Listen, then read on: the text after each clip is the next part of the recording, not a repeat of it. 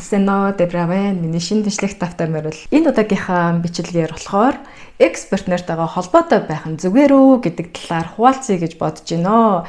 Ягаад энэ талаар ярихаар шийдвэ гэхлээр нэгэн постыг олж харлаа л да. Тэгээ цаашаа жоохон дэлгэрүүлээд ухаж үзсэн.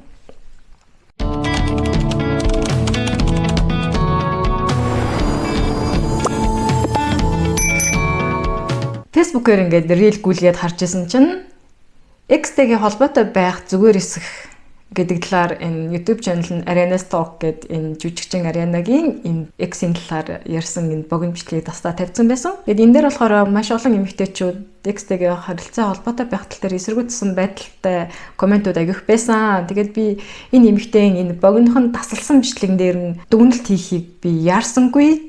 Харин өөрийнх нь YouTube суугаж очлоод ингээ бүгднийг нь үзээд тэгээд дүгнэд юм билүү гэж бодсон л доо. За хүн дүгнэх юм би яашаа зүгээр тэгэж бүгднийг нь үзэнгүүтээ тэгээд энэ эмэгтэй үнцгийг ойлгох гэж хичээсэн гэх юм уу. Тэгээд YouTube руу ороод харсан чинь өөрийгөө сөрөг бодлоос хэрхэн ангижруулах вэ гэсэн тийм гарчигтай бичлэг байсан. Тэгснээ комментоо унтраасан байсан. Эхний ингээ 83 комментиг аваад түүнээс цааш ингээ коммент бичих боломжгүй болгосон байсан. Маш их сөрөг коммент авсан байх л та. За тэгээд би энэ хүний бичлэгийг ерөнхийдөө 34 минутын бичлэг байлаа. Бүгднийг нь үзсэн. Энэ бичлэгийн агуулга нь болохоор экспертнороос харилцаа холбоогоо таслаад, уучлаад, холбоогоо таслах мартах талаар бол эхний хэдэн минут бол ингээ ярьж исэн боловч сүүл рүүгээ би X-тэйгээ ингээд холбоотой байхыг ингээд зүгээр найзууд гэж боддгоо гэдэг ингээд хоёр өөр зүйл яриа явцсан л да. Тэндээ нэг шал өөр юм уучлах хэрэгтэй, мартах хэрэгтэй гэжсэнээс сүүл рүүгээ зүгээр найз үлдээд ингээд холбоотой байх хэрэгтэй гэд яриад явцсан. Тэгээд би болохоор нэг богинохон онцлог хэсэг дасалж авсан байгаа би хамтдаа үзцгээе. Одоо эксперт нарыг өөртөө сул тавьж чаддгүй. Дээрээс нь гомдлоосоо салж чаддгүй. Тэр хүний үнцгийг ойлгох нь бид бүгдийг тэр хүнийг амархан уучлахад хүргэдэг. Уучлалт нь биднэрт эрх чөлөө амар тайван байдлыг бидний одоо сэтгэл тавьчихдаг. Тийм болохоор уучлалт гэдэг нь маш чухал гэсэн. Бид нар өөрөө өөрсдөө одоо эрх чөлөөтэй амар тайван сэтгэлийн амар тайвантай байлгах гэж бодох юм бол хүмүүсийг өөрөө өөрөөсөө чөлөөлөх хэрэгтэй байдаг. Би бол гэхдээ эксперт нартайгаа өндөр хүртэл холбоотой байдаг. Яагаад тэгэхээр хичнээн тэр хүн намайг шахлуулсан гэсэндээ бид хоёр одоо яг том хүмүүс шиг насны төрсэн хүмүүс шиг хоорондоо харилцаад нэг нэгнийхээ үнцгийг ойлгоод за окей чи намайг ингэсэн байна би чамайг ингэсэн байна. Окей би чамайг шахлуулсан байна чи намайг шахлуулсан байна. Гэхдээ хичнээн бид хоёр би энийг ойлгосон ч гэсэндээ энэ харилцаагаа өөрчлүүлэхийг хүсэх учраас салсан. Гэхдээ саллаа гэд нэг нэгнийг бас үзэн явах шаардлагагүй. Нэг нэгнийг ойлгож нэг нэгнийг уучлсан бол хүн яагаад холбоотой байж болохгүй гэж би ер нь тэгж боддог. Би амьдралдаа хоёр экстэл одоо байж үзэж байна. Нэг нь болохоор би бүр 17 наснаас ахуулаад үерсэн. Найзлуудаа би 5 жил хамт амьдраад салж исэн. Тэгээ хоёр дахь нөхөртөө бол 13 жил амьдраад салсан. Тэгэхээр би нийт одоо 17 наснаас хойш сингл байж үзээгүй. Би амьдралдаа анх удаан сингл байж үзэж байна. Тэгээ би эхнийхээ одоо салсан нөхрөөсөө хоёр дахь салсан нөхөртөө гэсэндээ юм холбоотой байдаг. Яагаад тэгэхээр хүн саллаа гэд нэг нэгээ үзэн ядаад тэгээд дээрээс нь бүр ингээ ухсан мэт ингээ орхих шаардлагагүй зү. Тэгээ яагаад тэгэхээр би тэр хүнтэй чинь бас ингээ амьдралынхаа ингээ тодорхой юм хугацааг ингээ өнгөрөөсөн. Миний хувьд одоо тодорхой хугацаанд миний хамгийн чухал хүн болж явсан. Тэгээ яагаад би тэр хүнийг үзэн ядах хэрэгтэй гэж яагаад би тэр хүнийг зүгээр бид хоёрын амьдрал госын амьдрал үргэлжлэхгүй гээд яагаад би тэр хүнийг амьдралаасаа бүр ингээ тэр чигт нь арчиж хайх гэж тэр явахгүй шүү дээ. Хүн зүгээр нормал сайн байнуудаа байж болно тийм ээ. Тийм болохоор би ер нь энэ тал дээр маш юм open minded хандхыг хүсдэг. Тэр хүнийг үзэн ядахгүй тэр хүнийг би уучлана. Тэгээд хамгийн гол нь нэг нэгэндээ бас тус тэмтэй явж болох шүү. Тийм үстэй. Хэрвээ тэр хүн ямар нэгэн хүн одоо хүчтэй зүйлтэй нүүр тулгаад ч юм уу тийм ээ. Эсвэл одоо хүчин зовлон болоод ч юм уу хүний амьдралд юу ч болж тохиолдож болно. Гэхдээ хүн эргээд бие биенийг харах орон зайтай болох ёстой юм шиг надад санагддаг. Эргээд нэг нэгэндээ туслах тийм ээ. Эргээд нэг нэгэндээ төгсөг болох тэр орон зайг одоо үлдэх ёстой юм шиг надад санагддаг. Тийм болохоор ерөнхийдөө би эксперт нартайгаа холбоотой байх гэж байдаг. Одоо өчигний өдөр холбоог гэсэндээ наач нэг сартаа нэг удаа сайн юу вэ? Амьдрал чинь сайн уу? Ажил төрөл чинь юу вэ гэдэг асуухыг би хичээдэг. Яг энэ хэсэг хүртэл болохоор ингээд ямар нэгэн зүйл тохиолдоход холбоо барих нь бол асуудалгүй. Тийм би бол тэгж л бодож байгаа л да. Ингээд сайн зүйлээр хэрвээ эксперт нарын төрсөн өдөр болох ч юм уу эсвэл ямар нэгэн асуудал гарахад холбоо барихад бол асуудалгүй гэж би бас боддог. Тэгсэн чинь яг энэчнээс болохоор сардаа нэг удаа ингээд холбоо барина гэдэг байгаа байхгүй юу? Одоо Монголд байдаг экстэй гэсэндээ би тэг юм боддог. Одоо Монгол очих болгонд яаж ч кофе уугаад сайн юу вэ гэдэг.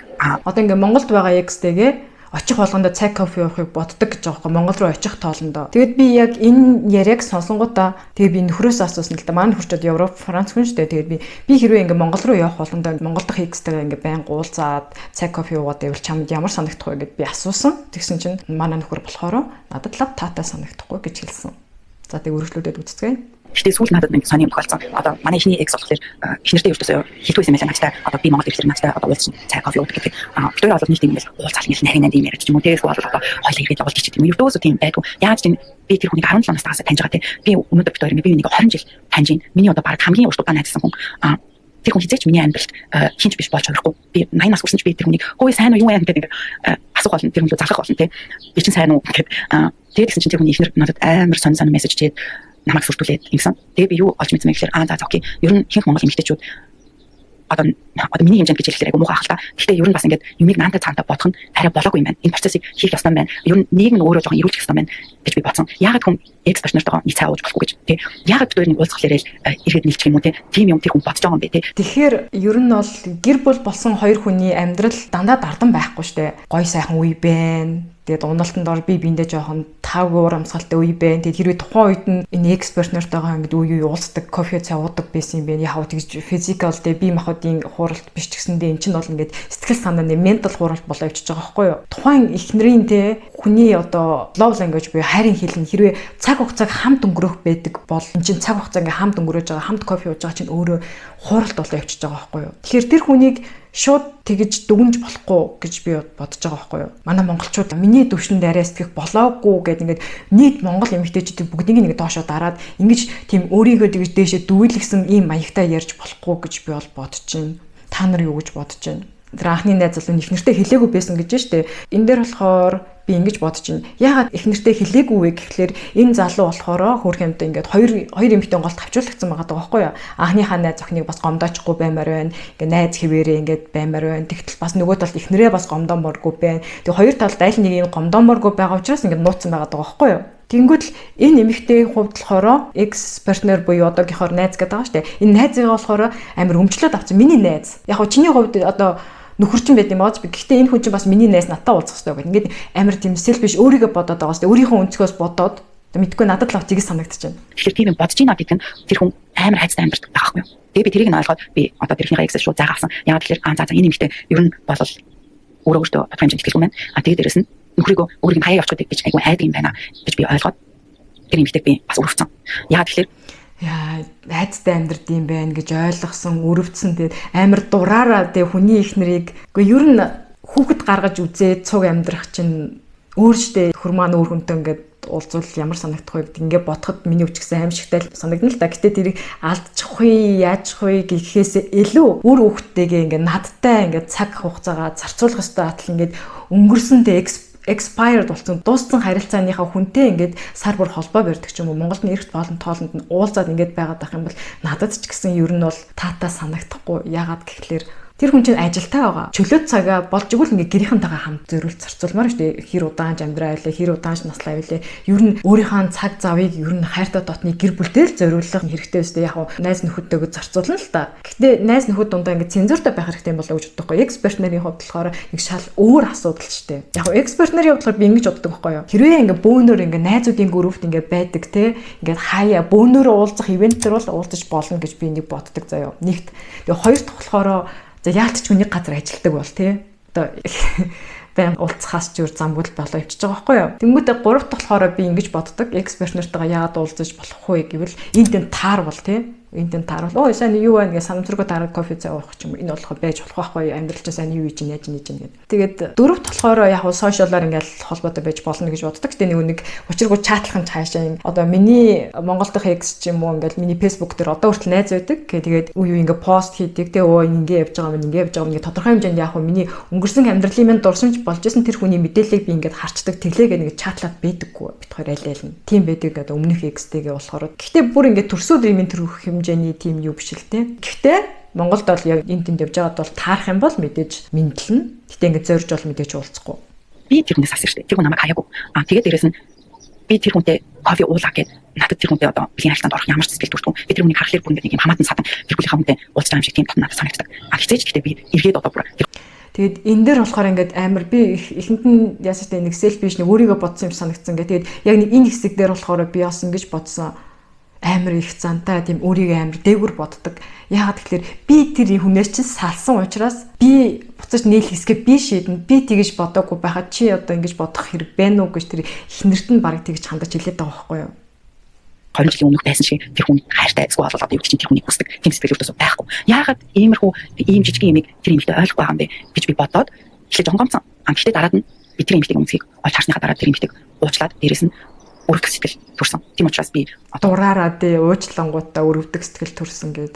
Гэхдээ ер нь өөрөө уучлах биш, өөрөө эсрэгээрээ тэр ихнэрс нь уучлахгүй байх хэрэгтэй шүү дээ. Өө яна уучлаарай. Таны нөхөр чи хэлээгүй байсан юм байна уучлаарай. Анханасаа ярьсан хэлсэн гэж бодож исэн. Би андуурсан байна уучлаарай гэж уулна өөрийнх нь зүгээс уулна уучлах хэрэгтэй болов уу гэж би бодож байна л да. Та нар юу гэж бодож байна. Тэгснээ өрөвдсөн гээд.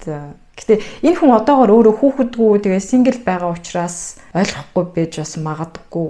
Ихнийхээ экс одоо тэр талуудад хайж одоо харилцан ярьж одоо мод очихлоор уцаар ярьчих юм уу эсвэл хамт кофе уух юм уу тэгэхээр өөртөө байсан яг тэгэхээр би хүний амьдралд гайвч болмохгүй тийм ээ тэгэхээр тэр юмхтэй өөрөө ойлгосон цагтаа Ариана энэ хоёрын дунд манай нөхөр хоёрын дунд бас юуж байхгүй байна энэ хоёр зүгээр найзууд юм байна энэ хоёр бүр хасаа ингэж найзсан болохоор энэ хоёрын дунд бас нэг юм тий одоо юу гэж чинь бүр ингэ дээр үеийн нэг юм нандин холбоос байт юм байна гэдэг хэрэг ойлгох юм бол ойлгосон цагтаа бид хүнтэй эргэж холбоо байна гэсэн тэр юмхтэй өөрөө зөвшөөрөх хэрэгтэй гэсэн үг шүү дээ тийм ээ гэхдээ ер нь ихэнх монгол эмэгтэйчүүд тийшээ очих зам нь нэлээд уртаа гэсэн үг л дээ. Яг бол энэ талаар юу нэрцүүлэн боддог эмэгтэйч баг байгуу. Тэгэхээр өнөөх нь Монгол байгаа эмэгтэйчүүд амар хартай. Тэгээд ингээд нэг нөхөр ч юм уу ихнэрээ ч юм уу ингээд өмчж авахыг хүсдэг. Гэхдээ бид нар партнертай байлаа гэд бид тэр хүний өмч болохгүй, хизээж болохгүй. Тэр хүний сэтгэл зүй болон тархийг удирдах хизээж чадахгүй. Бид нар партнертай боллоо гэсэн ч бид нар одоо хоёр хүн хэвээрээ байх болно. Гэтэл Монголд одоо бүгд тэмшилтэй их хүмүүс яд вэ гэхэлэр ингээд нэг нэгнийхээ хувийн орон зайд халтаад нэг нэгнийг бүр ингээд контролдохгүй. Дээрээс нь тэр хүмүүсийг бүр эзэмших гээд өөрийн эрхэндээ оруулах гээд ингээд байдаг. Тэр нь өөрсдөө харилцаанд нь асар холтойгоор нөлөөлж одоо тэр хүмүүсүүдийн хоорондын харилцааг улам токсик болгож өгдөг гэсэн. Тэгэхээр ер нь бас эрүүл харилцаанд нэг нэгнийхээ хувийн орон зайг ойлгох, юмыг надад цаантаа бас бодох. Тэгээд дээрээс нь нэг нэгэндээ итгэх хэрэгтэй болдог. Гэхдээ хүн өөр нэг хүнд итгэхээс өмнө хүн өөртөө итгэлтэй байх хэрэгтэй. Тэгэхээр өөртөө итгэлтэй болохын тулд өөрийгөө хайрлах хэрэгтэй, өөрийгөө хүлээн зөвшөөрөх хэрэгтэй. Тэгээд дээрээс нь өөрийнхөө үнцэнд бас итгэх хэрэгтэй.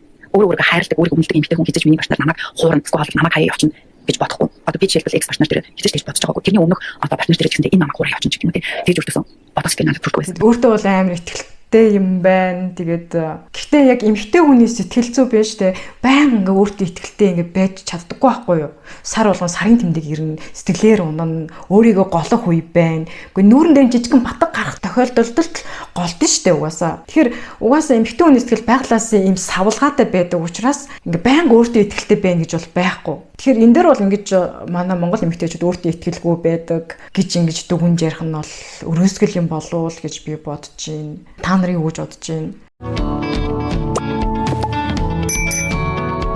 Энэ дээрээс нь би нэг юм ярих гэж бодож байна. Одоо жишээ нь манай нөхөр чинь одоо Европ хүн шүү дээ. Энэ эмэгтэй болохоор өөрөө болохоор бас Европт амьдарсан Европ стиквити гэдэг байгаа байхгүй манай монгол эмэгтэйчүүд. Одоо миний төвшөнд энэ Европ те энэ open mind задгаа сэтгэлийн хүрэх болоогүй гэж хэлж байна. Тэгээд би энэ талаар нөхрөөсөө юу гэж бодож байгааг нь асуусан. Тэгээд бид хоёрын бас өөртөө нөхцөл байдлыг бас нэг харьцуулж үзлээ. Тэгэнгүүт манай хүний одоо хамгийн анхны экс нь болохоор одоо хүртэл найзуудын групт байдаг л да. Тэглээгээд сар бүр холбоо бариад байдаггүй. Тэглээгээд хоёулахнаа уулзаж кофе цай уугаад байдаггүй. Яадаг вэ гэхлээр ингээд бөөнөр ингээд найзуудын групп нь бүгдээрээ ихнэр нөхөр найзуудаа дагуулад ингээд уулзахад бол уулзна. Ингээд манай хүнээс тэр анхных нэг нөө амьдрал сайн юу байна гэл ингээд над надтай танилцаал тий ингээд ямар ч асуудалгүй ингээд байж болдог. За ингээд бөөнөр найзуудын группээр ингээд уулзаж ямар нэг ивент зохиоход бол тэгэхээр бол хоёулахнаа уулздаггүй. Тэгээ энэ талаар ингээд ярихад бол манай хүн бол за ер нь бол 20 иргэм насны нэг ихэн үед байна штэ. Бүр ингээд салцсан ингээд найз залуу ингээд найз бүсгүй хоёр байна штэ. Аль нь одоо ингээд салцсан ч гэсэндээ шинэ нэг одоо найз залуу нь шинэ найз охин тэр экс найз охин шинэ одоо найз залуугаа ингээд дагуулж ирж уулзаад ингээд найзуудаараа ингээд уулздаг үе бол байдаг. Гэхдээ энэ болохоор нөгөө нэг 20 иргэм насны нөгөө нэг ихэн үеийн одоо өрсөлдөөнтэй одоо мэдрэмж гэх юм уу тэр нь байдаг гинэ. Одоо би одоо тэр экс партнер нь одоо би одоо чамаас илүү гэдгийг нотлох гэж хичээдэг ч гэх юм уу. Тэгээ шинэ нь болохоор үгүй би гэдэг ч юм уу. Тэгэл аль нь илүү энэ хүний талаар илүү их мэдэх вэ гэдэг ч юм уу. Аль нь илүү их хайрлж исэн бэ гэдэг утгаараа ч юм уу те. Нэг тийм жоохон өрсөлдөөн маяг юм явагддаг гэнэ л дээ найз нөхөрлөл гэж ингэж яг хамтаа уулзаж явдаг гэрнэ. Тэгэнгүүтээ бас ингэдэг гэж байна. Айгуу нийтлэг үг гинэ. Би энэ хүнийг маш сайн хайрлж хамгаалж ирсэн шүү. Чи энэ хүнийг гомдооваа гэж хэлдэг гинэ. Экс найз залуучууд нь одоо шинэ найз залууд нь дандаа тэгж хэлдэг гин. Энэ болохоор зөвхөн нэг 20 иргэм насны хүнтэй сууж гэрлэхээс өмнөх 20-од насны тэр драма байдаг гинэ. Зөвхөн нөгөө нэг залуучуудын хоорондын өрсөлдөөн гэх юм уу. Тэгээд гэр бүл болоод нэг 25, 26, 27 ингээл 30 гараал ирэхээр ерөөсөө тийм 20-од насны тийм драма X-Max-тэйгээ уулзаад X-ийн хамтрагчаас нь илүү гарах гэж ингээд бөөндөө уулзаад байх тийм тохиолдол байдаггүй гэж байна. Хэрвээ яалтчгүй ингээд найзуудын группт хэрвээ X нь байдаг бол зүгээр яг ингээд ямар нэг үйл ажиллагаа хин нэгнийх нь хурам, хин нэгнийх нь төрсөн өдөр, хин нэгнийх нь шинэ хүүхдийн найрч гэх юм уу те. Ингээд иймэрхүү үйл явдлууд болох юм бол яг ингээ бөөнөр уулздаг. Тэгэхээр бол ингээ хоёулах нь уулздаггүй гэж байна.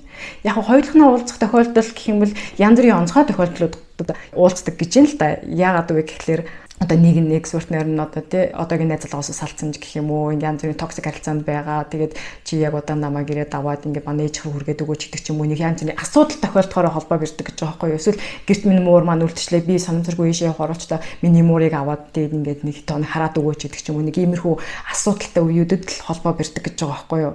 Ерөөсөө Монгол гадаадын ялгаа гэж угаасаа байхгүй гэж юм. Би одоо Монголд гэхэд яна манаа нөхөр бас одоо тийм X-тэйгээ холбоотой байт юм болов гэсэн чинь үгүй. Тэгээд намайг болохоор Монгол руу явах тоолондоо хэрвээ чи ингээ Монгол дахь X-тэйгээ уулзаад явах надад таатаас нэгдэхгүй гэж байгаа байхгүй юу. Тэгээд би энэ дээр энэ хүний амьдралыг дүгнэх нь цаашаа юм те. Зүгээр л энэ дээр энэ хүн болохоор эхний Монгол X-тэйгээ 5 жил ингээ цуг байдаг байсан. Тэгээд түүний дараа тэр Герман тэр гадаад X-тэйгээ 13 жил хамт байгаа. Тэгээд салтан тэгээд хүндээ болохоор хамаа бүхнээ зориулаад 13 жилийн дараа хүүхчгүй юучгүй ингээд одоо ингээд амьдралыг бүх юмыг одоо синглэрс нойлоос эхлүүлэхээр болсон гэдэг ингээд жоохон гомдсон сэтгэл байсан гэдэг талаар ярьж байгаа байхгүй юу. Тэгэнгүүт Европ сэтгэлгээ болохоор юм байдаг байхгүй юу. Хин нэг үнтэй харилцаатай байхдаа харилцаагаа авч үлдэхийн тулд одоо шугамыг даахгүй тулд хитрхийн их нөгөө хүнийг гомдоохгүй тулд нөгөө хүндээ муухай мэдрэмж төрүүлэхгүй тулд хэлэх ёсгүй хүнүүдийг хэлэхгүй хадгалдаг нэг тийм сэтгэхгүй байдаг байхгүй юу. Тэгэд би болохоор жоохон өнгөцгөн дүгнэх нь цаашаа өнгөцгөн миний бодол гэх юм уу. Тэр 13 жилийн турш тэр хүнтэйгээ цуг байхдаа энэ хүн ч одоо Монголд явах тоолондоо Монгол дахь X-тэй уулзаж кофе уудаг байсан. Кофе уухыг хичээдэг байсан гэхээр чинь тэр Германд үлдэж байгаа нөхөрд нь жоохон хэцүүлээдэг байсан багтаа. Ингээд яг наана нүүрэн дээрээ энэ хүний хувийн орон зай, энэ хүний хувийн үзэл бодолд одоо ингээд тулах гад яах вэ гэж бодоод одоо хувь хүний орон зайн хэл хязгаарыг даваад яах вэ гэж бодоод яг юм хэлдэггүй байсан байх. Гэтэ цаана эвгүй санагддаг байсан байх гэж би бол бодсон. Яагаад вэ гэхлээр би нөхрөөсөө асуухтаа би хэрвээ Монгол явахдаа байнга ингээд X-тэйгээ уулзаад дэвэрч чамд яах вэ гэхэд надад бол таатаа санагдахгүй гэж хэлсэн.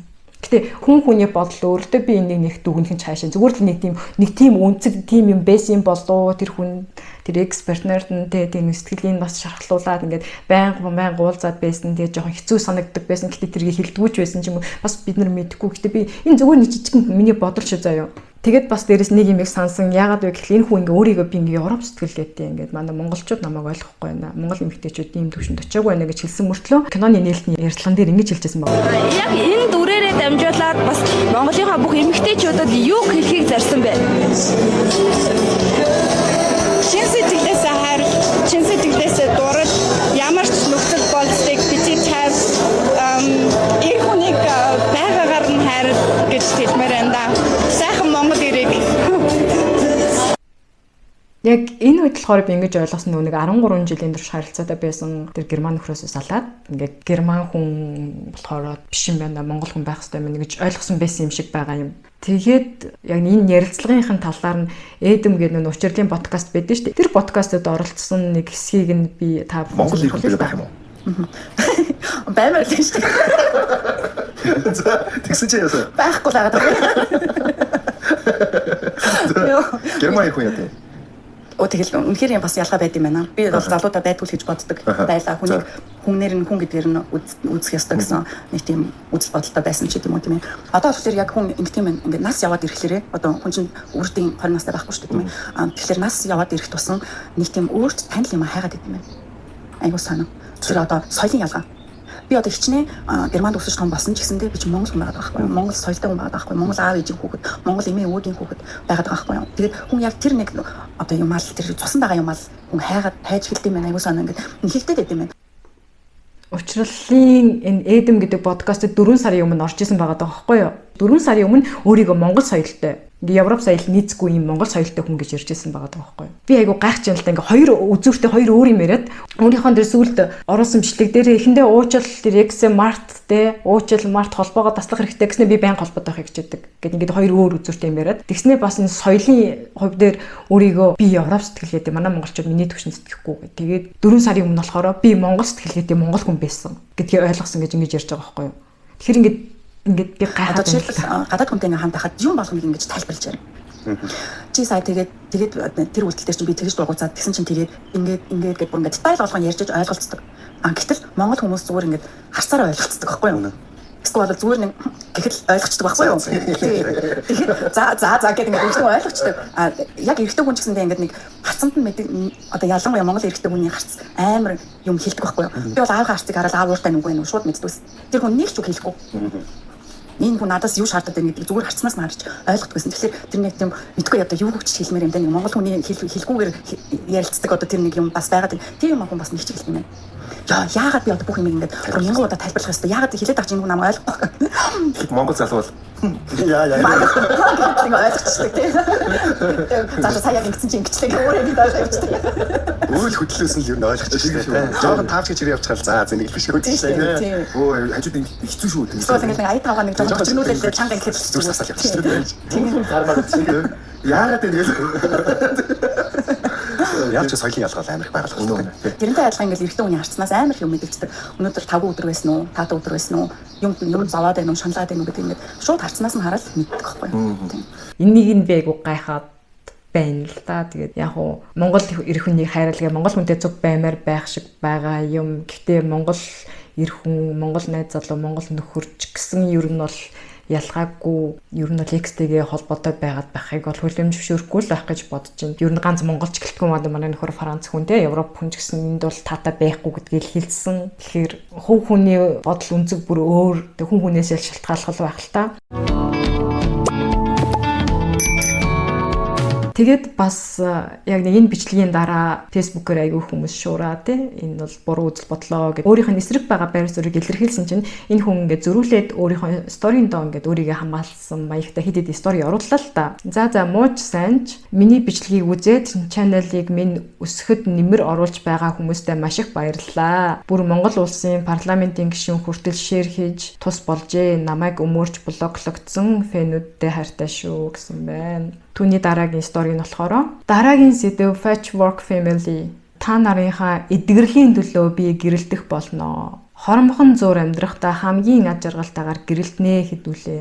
Ингээд айгуусан бидний эдгэрэлт ингээд санаа зовоод биднэрт ингээд гэгэрэл хайрлах гад бичлэг хийгээд байгаа юм шиг байгаа даахгүй. Тэгсээр нэг өөр ингээд хоёр үзүүртэй юм ярихаар ингээд bipolar юм шиг тийм хоёр төлөвлөгдсөн юм гихтэй ч юм шиг юм яриад байгаа нэг сонин санагдаж байна. Тэгснээ бас нэг сторийн заяа. Demi Moore Brussels хоёрын хамт ахуулсан зургийг оруулангуудаа бас нэг муу эмэгтэй байна. Энэний хувьд болохоор ингээд шал өөр хоёр төвшний эксүүдийг ингээд өөртөө харьцуулаад. Яагаад вэ гэхээр энэ жүжигчин эмэгтэйн анхны экс нь 5 жил ингээд цуг байсан зүгээр анхны найз залуу нь штэ. Ямар ч хоорондын холбоо сөдбө тогтоох шаардлага байхгүй. Дундаасаа хүүхэд энэ төр ерөөсөө байхгүй. Харин Demi Moore энэ Brussels хоёр ч нь болохоор штэ бүр 1987 оноос 2000 оны хооронд бүр 13 жил цуг амьдраад тэгээд бас дундаасаа 3 охинтой. Тэгээд дээрэс нь бас байна штэ. Brussels бас одоо нэг зөнөрлөлийн нэгэн төрлийн зөнөр хөвчин байгаа даа байхгүй. Нэг монголоор юу гэж хэлдгийг мэдэхгүй л байна л да. Тэгэд энэ өвчин нь болохоор хэр удаа амьдарч болох вэ гэдэгэд 7-оос 13 жил гэж байгаа байхгүй юу. Тэгэхээр Demi Moore-ийн хувьд болохоор чинь бүхэл бүтэн 3 хүүхдийнх нь аав хүн. Тэгээ нэгэн төрлийн зөнөр хөвчтэй болсон. Тэгэд ийм нөхцөлд мэдээж хүүхдийнхээ аавыг 13 жил ханьсан 3 хүүхдийн аавд 3 охин мэдээж аавыгаа халамжлна. Тийм учраас ингээ холбоотой байж ингээ ядаж сүүлийнх нь амьдралын хэдэн жилүүдэд ингээ хань болёо гэж бодож байгаа. Тэгэхээр бол энэ бол өөрийнхөө тэр жоохон байх үеийн тэр 5хан жилийн за 5хан цаашаа жоохон байх үеийн тэр харилцаагаа нэг өөр төвшний энэ харилцаа холбоон дээр ингэж харьцуулж болохгүй ранк нь өөр учраас те би бол тэгж бодож байна. Тэгээд бас түүний дараа байна штэ. Бас нэг юм стори оруулсан байсан. Одоо Сандра Буллок Keanu Reeves хоёрын нэг хурдгай кинон дээр тоглож ирсэн штэ.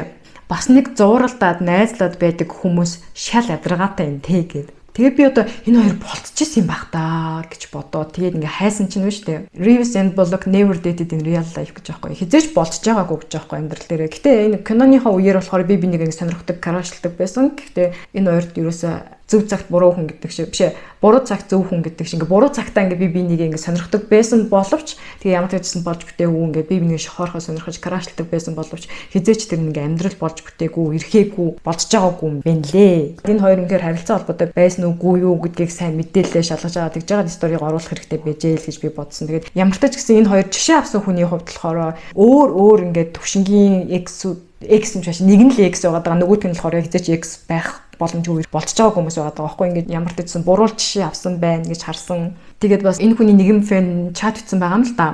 Сайн уу ингэж ярих хүртэл чинь дагдаг байсан шүү гэж бичсэн. Сэтгэл зүйчийг би тэгж бичих хүртэл нь харин даглаа да.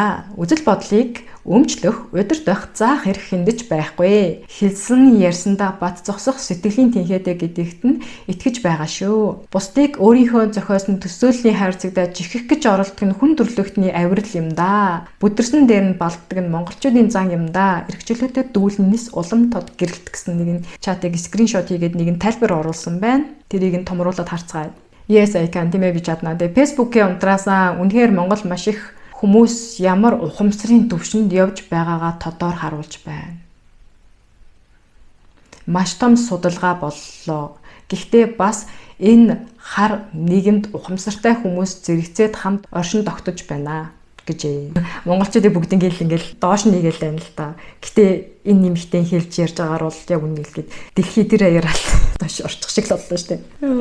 Тэгээд дээрэс нь энэ нөгөө нэгэн фэнийхэн битсэн чат байгаа штэ. Бусдыг өөрийнхөө зохиосон төсөөллийн хайрцагтаа жихэх гэж оролддог нь хүндрэлтний авир юм да. Гэдгийг энэ нэмэгтэйг бол өөрийг нь хэллэх ёстой үг байгаад байгаа үстэй. Яагаад тэгэхээр эксперт нарынхаа эхнэрийг өөрийнхөө төсөөллийн хайрцагтаа оруулаад би өрөвдсөн нөхрөө алдах гэж хайд юм бэ. Эксперт нартайгаа холбоотой байх нь энгийн асуудал үгүй юу гэдэг талаар ChatGPT-ээс асуулаа. Тэгсэн чинь нөөштэй ингэж хэлж байна. Салсан ч X түнштэйгээ холбоотой байсаар байх үзэгдэл нь зарим тохиолдолд жирийн нөхцөл байж болох ч сэтгэл зүйн үднээс харахад дараах эмгэг зөрчил гүн суурьтай шалтгаануудтай холбоотой байх боломжтой. Нэгт хязгааргүй хувь хүний эмгэг салсан ч холбоотой байж дахин дотн болохыг хүсэх хандлагатай. Хаягдахыг гэсэн айдастай тул салалтын дараа ч холбоогоо дасалж чаддаггүй. Хит хайрлаж байснаа гинэд үзэн ядах. Гэх мэт сэтгэл хөдлөлийн савлгаа илэрдэг.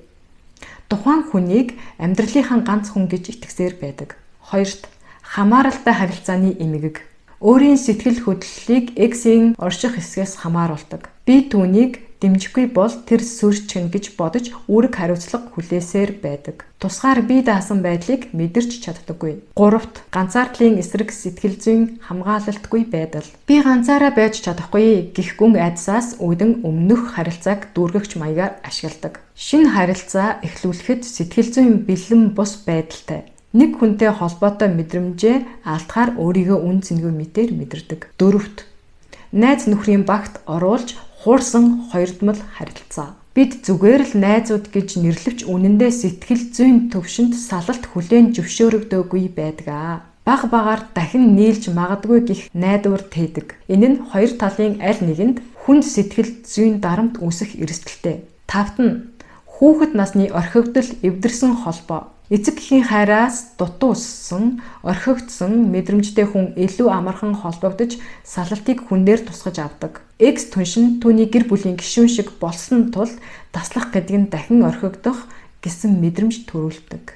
6. Нарциссист шинжтэй хүмүүсийн сэтгэл зүй. Өмнөх хүн өөрийг нь шүтэж байсан мэдрэмжээс салахыг хүсдэггүй. Би хүсвэл эргүүлж чадна гэх сэтгэлтэй харилцааны эрх мэдлийг өөр дээрээ төвлөрүүлсэн байдаг. Хэтрүүлж илэрвэл сэтгэл зүйн хүчирхийллийн хэлбэрч болж хувирнаа гэсэн байна. Тэгээд дүгнэлт нь болохоор хэрв эдгээр шинжүүд хүчтэй илэрч тухайн хүн шинэ амьдралдаа шилжиж чадахгүй байвал сэтгэл зүйчэд хандах шаардлагатай. Түүнчлэн им харилцаа нь шинэ хань эсвэл X-ийн шинэ амьдралд хүнд дарамт болдгоо. Тийм ээ, хүнд дарамт болсон. Энэ сэтгэл зүйн асуудлын талаар ChatGPT ах маань ингэж хэлжээ. Тэгэхээр миний хувьд болохоор энэ хүнийг дүгнэх нь цаашаа тухайн хүний үнцгийг нь бол ойлгож гин. Тэгээд ChatGPT ахын хэлснээр бол энэ бараг л энэ хүн өөрөө сэтгэл зүйн эдгэрэл шаардлагатай юм шиг л харагдчихээн. Би болохоор яг тийм сэтгэл зүйч хүн биш учраас мэдэхгүй л байна л да. Зүгээр миний хувийн туршлагаараа яг энэ бичлэгээр юу илэрхийлэхийг хүссэн бэ гэхлээр энэ эмэгтэй болохоор европчууд X-үүдтэйгээ холбоотой байдаг, найзууд байдаг. Энэ бол асуудалгүй